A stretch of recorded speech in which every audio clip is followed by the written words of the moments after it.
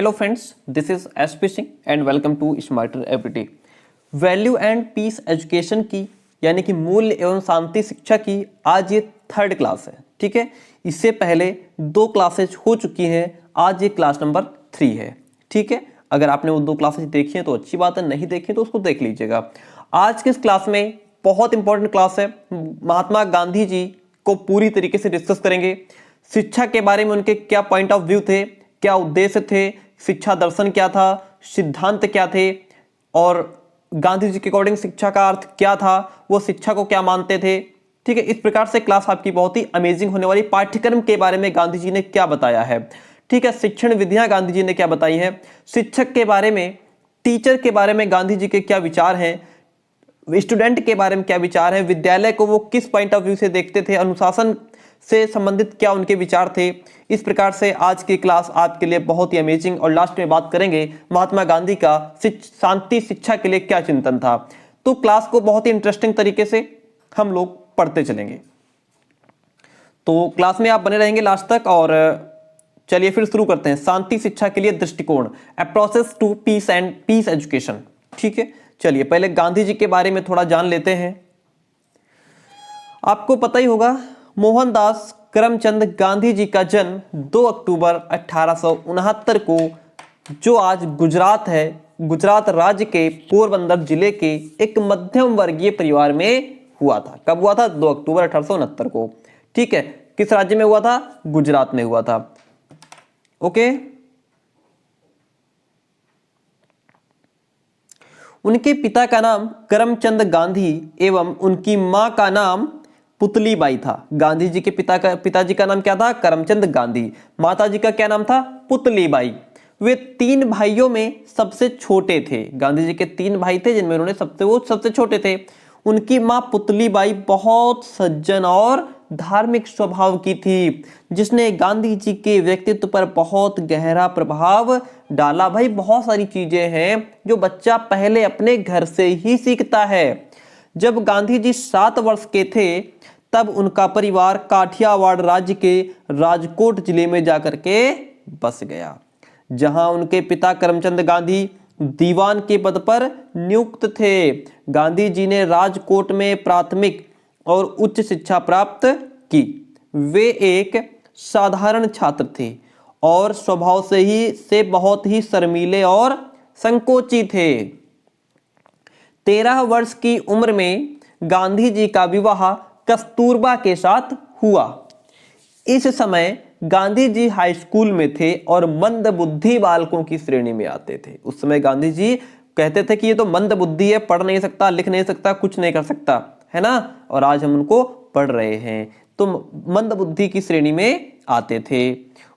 आप उस समय कुसंगति में पढ़कर मांस तथा धूम्रपान का सेवन किया करते थे। दारू पीते, मांस खाते दुनिया भर के, है ना, जिसके कारण आपको अपने घर में ही चोरी करनी पड़ी। गांधी जी को अपने ही घर में चोरी करनी पड़ी थी, जिसकी सूचना बाद में आपने पत्र के द्वारा अपने पिता को दी। बाद में गांधी जी ने पत्र लिख करके अपने पिताजी को बताया कि पापा, मैंने पैसा चुराया है घर में। सन 1887 में मैट्रिक की परीक्षा पास करने के बाद उन्हें वकालत की शिक्षा प्राप्त करने के लिए विलायत भेज दिया गया। कहां भेज दिया गया? विलायत भेजा गया। पॉइंट टू बी नोटेड, ध्यान रखिएगा सब चीजें। विलायत जाने से पहले उन्होंने अपनी मां के सम्मुख यह प्रतिज्ञा ली थी। क्या प्रतिज्ञा ली थी? कि मैं मांस, मदिरा और नारी का स्पर्श नहीं करूंगा।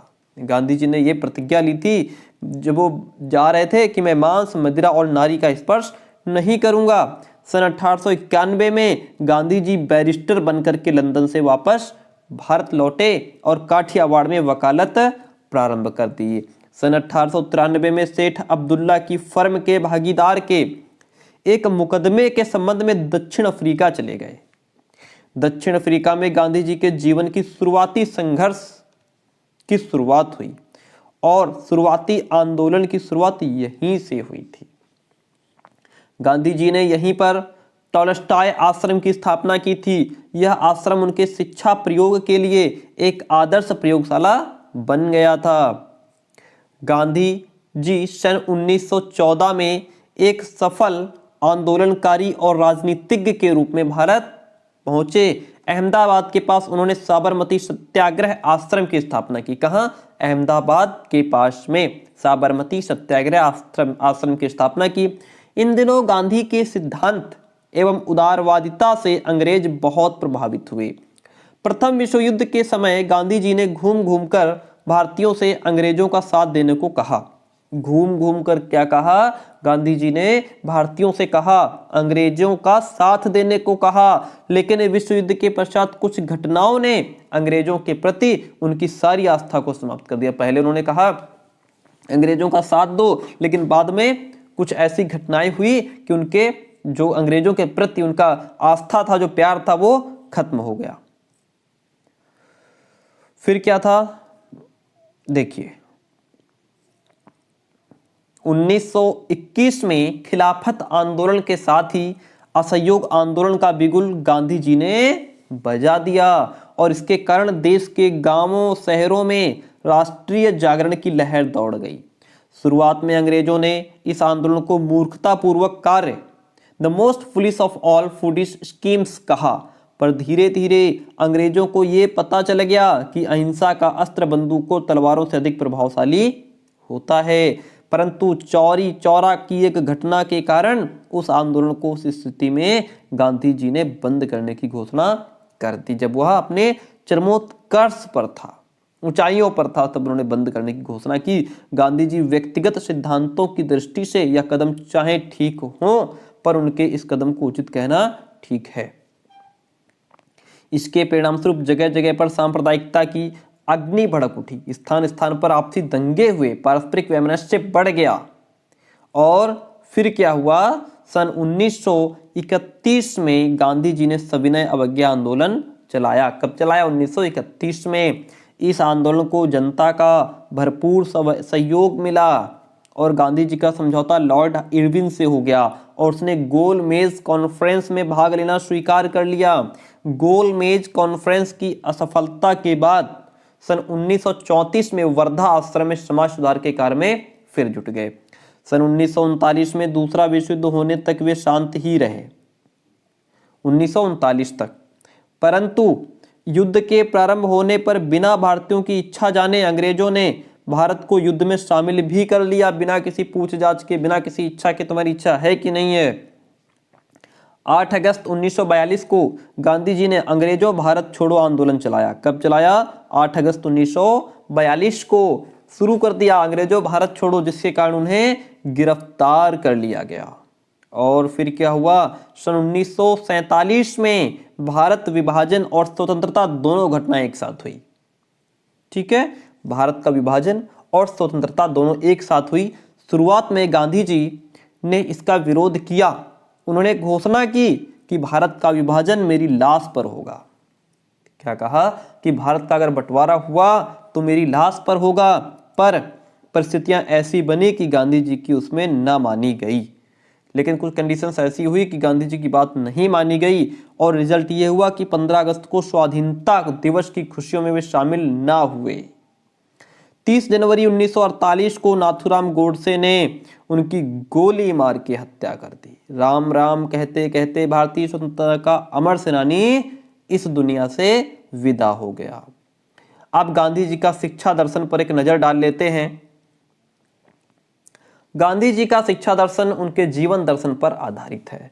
उनकी सत्य, अहिंसा, त्याग, निष्ठा, सहानुभूति आदि मानवीय गुणों में बहुत श्रद्धा थी और जीवन पर्यंत वो बनी भी रही। गांधी जी का मानना था कि मानवीय गुणों को शिक्षा के द्वारा ही प्राप्त किया जा सकता है, दूसरा कोई ऑप्शन नहीं है जहां से मानवीय गुणों को प्राप्त किया जा सके। और इसके साथ ही साथ यह भी उन्होंने अनुभव किया कि सामाजिक, राजनीतिक, आर्थिक, राजनीतिक प्रगति का आधार क्या है? शिक्षा ही। अगर आप समाज को प्रगति चाहते हैं, राजनीतिक प्रगति चाहते हैं, आर्थिक स्तर को उठाना चाहते हैं, तो इन सब का बेस क्या है?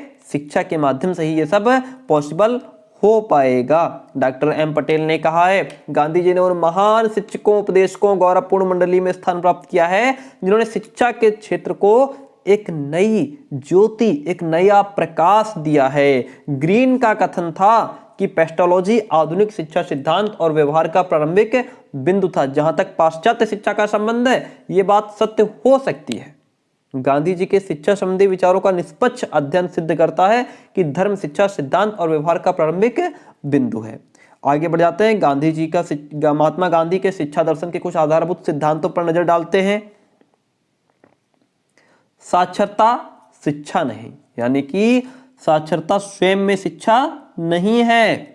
वह लिखते हैं कि साक्षरता ना तो शिक्षा का अंत है और ना ही शिक्षा का प्रारंभ। अरे साक्षरता तो केवल एक साधन मात्र है जिसके द्वारा पुरुष एवं स्त्री को शिक्षित किया जा सकता है। दूसरा है मातृभाषा का माध्यम।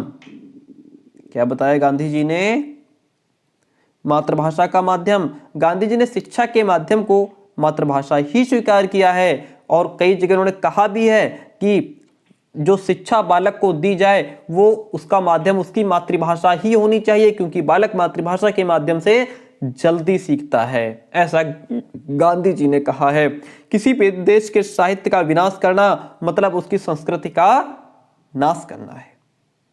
अतः अंग्रेजी माध्यम की शिक्षा से भारत का विकास संभव नहीं हो पाएगा। बालक को अंग्रेजी पढ़ा करके भारत का विकास नहीं हो पाएगा। बच्चों को उनकी मातृभाषा में शिक्षित करके ही उनका सर्वांगीण विकास किया जा सकता है। हस्तशिल्प शिक्षा दी जाए बच्चों को। गांधी जी शिक्षा के साथ साथ उन्हें स्वावलंबी भी बनाना चाहते थे कि बालक पढ़ाई के साथ साथ कुछ ऐसा रोजगार कर सकें जिससे वो अपनी पढ़ाई लिखाई का खर्चा निकाल पाएं, अपने घर परिवार की आर्थिक स्थिति को ठीक तरीके से संचालन कर पाएं, उसको चला पाएं, है ना। और बालकों को शिक्षा के साथ साथ हस्तकलाओं में निपुण करना चाहते थे। गांधी जी ने लिखा भी है, साक्षरता स्वयं शिक्षा नहीं है, अतः हमें बच्चों की शिक्षा उसे एक उपयोगी हस्तशिल्प सिखाकर और जिस समय से वे अपनी शिक्षा आरंभ करता है उसी समय से उत्पादन करने के योग्य बना करके आरंभ करना चाहता हूं। यानी कि व्यक्ति बालक जो अपनी शिक्षा आरंभ करता है उसके साथ ही मैं कुछ उसको ऐसी हस्तशिल्प शिक्षा, कढ़ाई, सिलाई, बुनाई, है ना, इस प्रकार की शिक्षा देना चाहता हूं कि बालक अपने आर्थिक स्थिति को ठीक तरीके से चला पाए। निःशुल्क और अनिवार्य शिक्षा। गांधी जी ने कहा बच्चे की शिक्षा कैसी होनी चाहिए? निःशुल्क हो लेकिन अनिवार्य भी हो। गांधी जी निःशुल्क एवं अनिवार्य शिक्षा की व्यवस्था करते हैं। बच्चों को निःशुल्क पढ़ाया जाए, जरूर पढ़ाया जाए। बालकों को 7 वर्ष से लेकर 14 वर्ष तक निःशुल्क और अनिवार्य शिक्षा प्रदान की जाए। ये क्वेश्चन बहुत पूछा जाता है कि किस वर्ष से लेकर किस वर्ष तक के बच्चों को निःशुल्क एवं अनिवार्य शिक्षा प्रदान की जाती है, तो 7 वर्ष से 14 वर्ष तक। दूसरी बात है सर्वांगीण विकास। गांधी जी बालकों के सर्वोच्च एवं सर्वांगीण विकास पर बल देते हैं। बालकों के शारीरिक, मानसिक, उनका चरित्र, उनका नैतिक, हर एक तरीके से बालक का विकास हो सके। जहां बालक का शारीरिक, मानसिक, चारित्रिक, नैतिक, राजनीतिक, धार्मिक ये सब विकास होते हैं, वह हमारा सर्वांगीण विकास होता है। बेरोजगारी से सुरक्षा, यानी कि गांधी जी भारत को विकसित राष्ट्र की श्रेणी में देखना चाहते थे कि भारत विकसित राष्ट्र की श्रेणी में हो, है ना, जिसके लिए आवश्यक था कि यहाँ के प्रत्येक नागरिक के पास अपना रोजगार हो, तभी तो भारत विकसित बन सकता है। हर आदमी के पास अपना खुद का रोजगार हो और वह अपने पैरों पर खड़ा हो। इसके लिए वह हस्तकला, कुटीर उद्योगों को शिक्षा में महत्वपूर्ण स्थान प्रदान करते थे कि बालक जब हस्तकला सीख लेगा, कुटीर उद्योग सीख लेगा, छोटे छोटे लघु उद्योग सीख लेगा, तो खुद बिजनेस वो कर सकता है और अपने पैरों पर खड़ा हो सकता है, जिसके सहारे हमारा राष्ट्र भी खड़ा हो सकता है। आगे बढ़ जाते हैं। पॉइंट नंबर 7 कहता है, क्लास अगर पसंद आ रही हो तो बिना लाइक बिना कमेंट आप नहीं जाएंगे। शिक्षा का संबंध वास्तविक जीवन से। गांधी जी शिक्षा का संबंध वास्तविक जीवन से मानते थे। वो मानते थे कि समस्त शिक्षण जीवन की वास्तविक परिस्थितियों में किया जाना चाहिए। जो भी टीचिंग है वो जीवन की वास्तविक परिस्थितियों में किया जाना और उसका संबंध किसी दस्तकारी या भौतिक वातावरण से होना चाहिए। सामाजिक शिक्षा। गांधी जी शिक्षा के द्वारा एक ऐसे समाज का निर्माण करना चाहते थे जिसमें स्वार्थ एवं शोषण का कोई स्थान ना हो, जिसमें व्यक्ति सेल्फिश ना हो, अपना भला ना चाहता हो, लोगों का भी भला चाहता हो, दूसरों का शोषण ना करे बल्कि दूसरों की मदद करे। बालों को अपना ज्ञान सक्रिय रूप से प्राप्त करना चाहिए और उसका प्रयोग सामाजिक वातावरण को समझने तथा उस पर अधिक उत्तम नियंत्रण रखने के लिए करना चाहिए। आगे बढ़ जाते हैं। शिक्षा का अर्थ। गांधी जी शिक्षा का अर्थ क्या बताते हैं?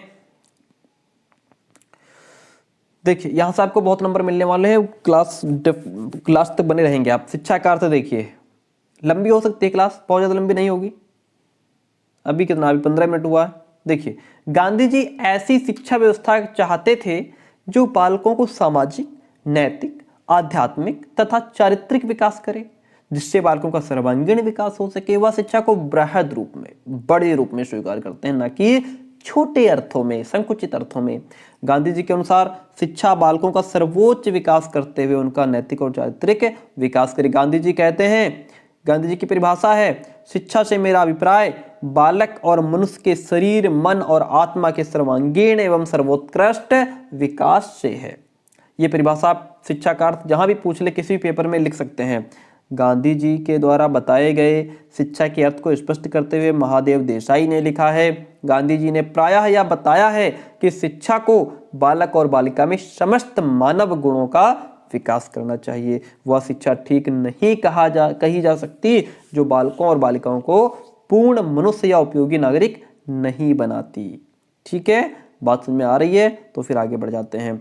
गांधी जी के अनुसार शिक्षा के क्या उद्देश्य हैं? गांधी जी के अनुसार शिक्षा का उद्देश्य बालकों में संतुलित व्यक्तित्व का निर्माण कर उसे विकसित करना है, यानी कि बालक का हर तरीके से विकास हो सके, सामाजिक, आर्थिक, राजनीतिक, आध्यात्मिक, हर तरीके का।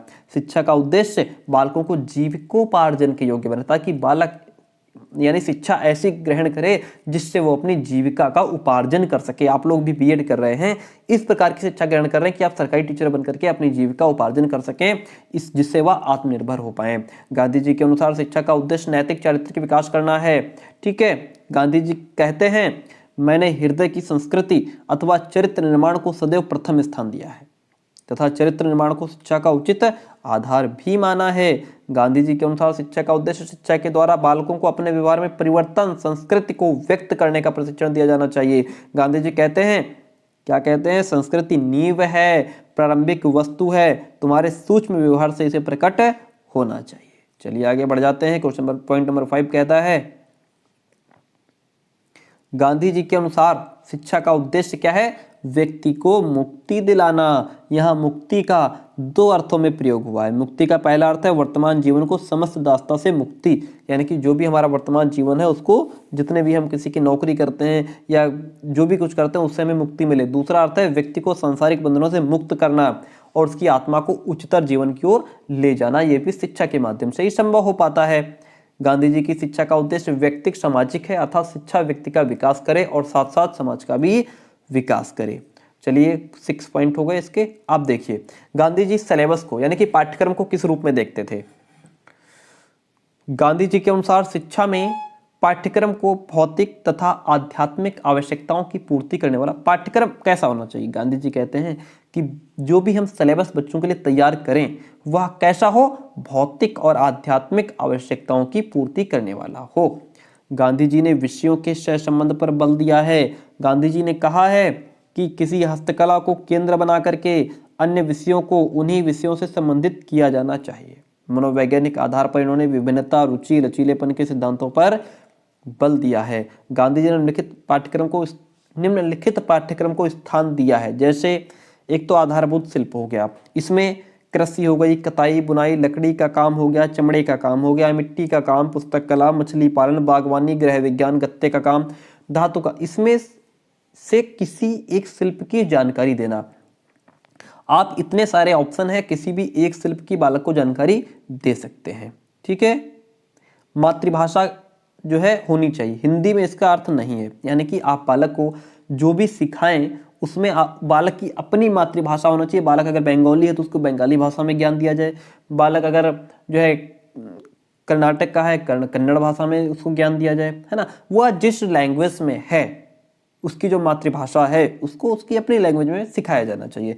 हिंदी जहाँ पर मातृभाषा नहीं है, ठीक है, जहाँ मातृभाषा नहीं हो आप हिंदी सिखा सकते हैं। गणित है, सामाजिक अध्ययन, इतिहास, भूगोल, नागरिक शास्त्र हो गया, ठीक है, ये सब चीज़ें।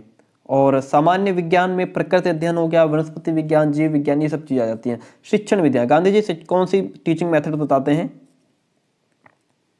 शारीरिक अंगों का उचित प्रयोग करके सीखना। गांधी जी कहते हैं कि बालक बेहतर तभी सीख सकता है जब वो अपने सभी शारीरिक अंगों का प्रयोग करके सीखेगा। गांधी जी ने कहा है, मेरा विश्वास है कि मस्तिष्क को सच्ची शिक्षा केवल शारीरिक अंगों, हाथ, नाक, आंख आदि के उचित अभ्यास और प्रशिक्षण से प्राप्त की जा सकती है। भाई हम अगर आप मेरी क्लास को देख रहे हैं, आपका मस्तिष्क भी मेरे शब्दों पे होना चाहिए, आपकी आंखें मोबाइल पर होनी चाहिए, आपके क्या कान भी मेरी बात को सुन रहे हों, है ना, और हाथ आप जरूरत पड़ने पर जो भी इंपॉर्टेंट पॉइंट हो वो लिख रहे हों।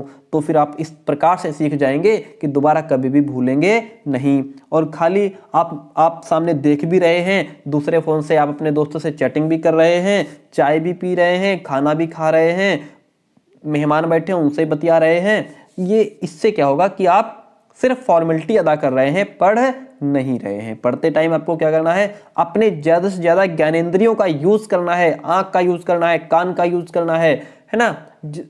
जैसे जितने ज़्यादा ज्ञानेंद्रियों का यूज़ करेंगे उतना बेहतर हम सीख पाएंगे। गांधी जी कहते हैं क्रिया द्वारा सीखना। गांधी जी ने सीखने के लिए एक क्रिया को आवश्यक माना। उन्होंने इसलिए पाठ्यक्रम में हस्तशिल्प को महत्व प्रदान किया और उसके लिए 3 घंटा 20 मिनट निर्धारित किए, जिससे बच्चे को ज्ञान के साथ साथ सहयोग, हस्तशिल्प प्रदान किया, यानी कि बालक जो है हस्तशिल्प के माध्यम से सीखे, उसके लिए टाइम उन्होंने 3 घंटा 20 मिनट दिया। ठीक है, सहयोग, सहकारिता, सहानुभूति, सामाजिकता जैसे गुणों का आविर्भाव होता है। आगे बढ़ जाते हैं, समवाय द्वारा सीखना। ये क्या होता है? गांधी जी ने मनोविज्ञान द्वारा प्रतिपादित सह संबंध के सिद्धांत का समर्थन करते हैं और बालकों को ऐसी शिक्षा व्यवस्था देना चाहते हैं जिसके अंतर्गत विषयों का एकीकरण पाया जाए, सभी विषय एक दूसरे से जुड़े होने चाहिए। आगे बढ़ जाते हैं, वाचन विचार कर्म द्वारा सीखना। गांधी जी कहते हैं भारतीय शिक्षण पद्धति के श्रवण, मनन, स्मरण, इन तीनों का पाठन, विचार, क्रिया द्वारा सीखने में प्रयोग किया जा सकता है। गांधी जी ने कहा है कि शिक्षण विधि में इन तीनों का होना अति आवश्यक है, इसके अभाव में ज्ञान अस्थायी हो जाएगा। फिर गांधी जी कहते हैं अनुभव द्वारा सीखना। गांधी जी ने अपनी शिक्षण पद्धतियों में अनुभव को सर्वोपरि स्थान दिया है। उनके अनुसार वास्तविक ज्ञान वह होता है जिसे खुद के अनुभव द्वारा ग्रहण कर लिया जाए, यह ज्ञान स्थायी होता है। जाकिर हुसैन समिति के अकॉर्डिंग गांधी जी ने अपनी शिक्षण विधि में सहयोगी क्रिया, नियोजन, यथार्थता, पहलकदमी और व्यक्तिगत उत्तरदायित्व पर बल दिया है। अब शिक्षक को गांधी जी किस नजरिए से देखते हैं? गांधी जी ने शिक्षक को महत्वपूर्ण स्थान दिया है। उन्होंने शिक्षक के बारे में, टीचर के बारे में लिखा है कि शिक्षक का कार्य एक प्रकाश स्तंभ, एक संकेत, एक संदर्भ पुस्तक, एक शब्दकोश, एक द्रावक, एक मिश्रण प्रक्रिया को गति देने वाले के रूप में होता है। और क्या लिखा है गांधी जी ने? एक शिक्षक आदर्श शिक्षक तभी हो सकता है, गांधी जी ने कहा है एक शिक्षक आदर्श शिक्षक तभी हो सकता है जब वह इस व्यवसाय को सेवा कार्य के रूप में स्वीकार करे कि मैं सेवा कर रहा हूं। उसे बच्चों के पिता, मित्र, सहयोगी, पथ प्रदर्शक अनेक रूपों में कार्य करना चाहिए। वह बालक का पिता भी है, मित्र भी है, सहयोगी भी है, रास्ता दिखाने वाला भी है, हर एक रूप में वो काम करे। इसलिए उसे सहिष्णु, उदारचेता और धैर्यवान होना चाहिए। शिक्षार्थी के बारे में क्या कहा है गांधी जी ने स्टूडेंट के लिए? गांधी जी छात्रों से यह अपेक्षा करते थे कि ब्रह्मचर्य का पालन करें। बालक शिक्षा की प्रक्रिया का केंद्र होता है और शिक्षा को अनुशासन में रहना चाहिए। शिक्षार्थी को हमेशा अनुशासन में रहना चाहिए। समय पर उठो, समय पर खाओ, समय पर पियो, समय से नहाओ, समय पर धो। गांधी जी की बच्चों को उनके व्यक्तिगत विकास की पूरी छूट देते हैं, पर उनके सामाजिक और आध्यात्मिक विकास को दृष्टि में रखते हुए। ठीक है, गांधी जी विद्यालय को किस दृष्टि से देखते हैं? देखिए, गांधी जी की दृष्टि से विद्यालय ऐसी कर्मशालाएं होनी चाहिए जहां शिक्षक सेवा भाव से पूर्ण निष्ठा के साथ शिक्षण कार्य करे। उनके तथा विद्यार्थियों के संयुक्त प्रयास से उनमें इतना उत्पादन कार्य हो कि वे आर्थिक दृष्टि से आत्मनिर्भर हों। देखिए, आगे बढ़ते हैं। अब गांधी जी अनुशासन को किस दृष्टि से देख रहे हैं, इसको समझ लेते हैं। गांधी जी बच्चों को शारीरिक दंड देने के विरोधी थे। उन्होंने कहा आप बच्चे को शारीरिक दंड नहीं दे सकते, उसमें शिक्षक पशुबल का प्रतीक बन जाता है, क्योंकि दंड के पीछे क्रोध की भावना रहती है, फिर वो पशु बल का प्रतीक बन जाता है कि आप फिर जानवर का रूप अपना रहे हैं। वह सच्चा अनुशासन आत्म प्रेरित को मानते थे। प्रभावात्मक विधि द्वारा ही अनुशासन को स्थापित किया जा सकता है, जिसमें बालक स्वयं अनुशासित रह करके जीवन को यापन कर सकता है। आज का ये लास्ट स्टेप आज का ये लास्ट स्टेप महात्मा गांधी का शांति शिक्षा के लिए क्या चिंतन है, चलिए इसको देखते हैं। ये आपकी वैल्यू एंड पीस एजुकेशन की थर्ड क्लास है, और अगर आप लोग सपोर्ट बनाए रखेंगे तो क्लासेस करेंगे, नहीं तो हम बंद कर देंगे, ठीक है। उसका रीज़न ये होता है कि अभी जो फर्स्ट क्लास थी उसको 1000 से ज़्यादा लोगों ने देखा, दूसरी क्लास को कम लोगों ने देखा, तो हमें मोटिवेट वहाँ से हम होते हैं जहाँ से हमें क्लासेस पर अच्छे लोग ज़्यादा से ज़्यादा लोग देखें, लाइक करें, कमेंट करें, ठीक है। तो इस वजह से अगर आप लोग कम से कम लोग देखेंगे तो फिर हम कैसे क्लासेस चलाएंगे। महात्मा गांधी का शांति शिक्षा के लिए क्या चिंतन था। हिंसा और मानव निर्मित घृणा से ग्रस्त, किससे, हिंसा और मानव निर्मित घृणा से ग्रस्त दुनिया में महात्मा गांधी आज भी सार्वभौमिक सद्भावना और शांति के नायक के रूप में अडिग खड़े हैं। और भी दिलचस्प बात यह है कि गांधी जी अपने जीवन काल के दौरान शांति के अगुआ बनकर उभरे और आज भी विवादों को हल करने के लिए अपनी अहिंसा की विचारधारा से मानवता को आश्चर्य में डाल देते हैं। आज भी लोग कहते हैं अहिंसा जो है गांधी जी का जो सिद्धांत है उसको अपनाना चाहिए। बहुत हद तक यह महज एक अनोखी घटना ही नहीं है कि राष्ट्र ब्रिटिश आधिपत्य के दौर में कंपनी शासन के विरुद्ध अहिंसात्मक प्रतिरोध के पथ पर आगे बढ़ा, और उसके साथ ही गांधी जी जैसे नेता के नेतृत्व में अहिंसा को एक सैद्धांतिक हथियार के रूप में अपनाया गया।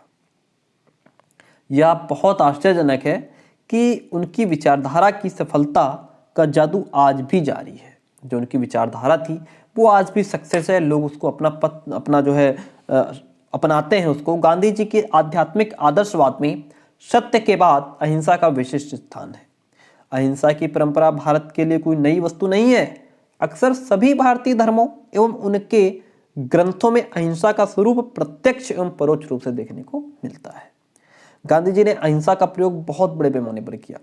उन्होंने अहिंसा का व्यवहारिक जीवन में प्रयोग कर यह सिद्ध कर दिया कि अहिंसा भी एक महान अस्त्र है। अहिंसा को विश्वव्यापी बनाने का श्रेय गांधी जी को जाता है। गांधी जी मानते थे कि मानवीय संबंधों में सभी समस्याओं का मात्र हल क्या है, अहिंसा।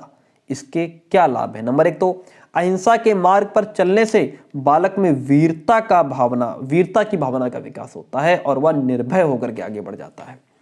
अहिंसा के द्वारा लोकतांत्रिक मूल्यों का विकास एवं संवर्धन किया जा सकता है। अहिंसा के मार्ग पर चलकर ही अच्छे सामाजिक गुणों का निर्माण संभव है। और आज के लास्ट ये 2 स्टेप प्यारे दोस्तों आपको मैं बता दूं, प्यारे दोस्तों मेरा एक दूसरा चैनल है जिसका लिंक डिस्क्रिप्शन बॉक्स में है, आप मुझे वहां भी फॉलो करने का कष्ट करें। ये जो पीडीएफ है टेलीग्राम चैनल पर मिल जाएगी, लिंक डिस्क्रिप्शन बॉक्स में है टेलीग्राम का। शांति के द्वारा ही समाज, राष्ट्रीय एवं अंतर्राष्ट्रीय देशों में गतिशीलता का निर्माण किया जा सकता है। शांति या अहिंसा के द्वारा ही विश्व बंधुत्व की भावना का विकास किया जा सकता है। क्लास कैसी रही, एक लाइक एक कमेंट आपसे जरूर चाहिए। अपने कॉलेज ग्रुप में दोस्तों तक जहां जहां हो सके शेयर कर दीजिए। थैंक यू, मिलते हैं बहुत जल्दी नेक्स्ट क्लास में।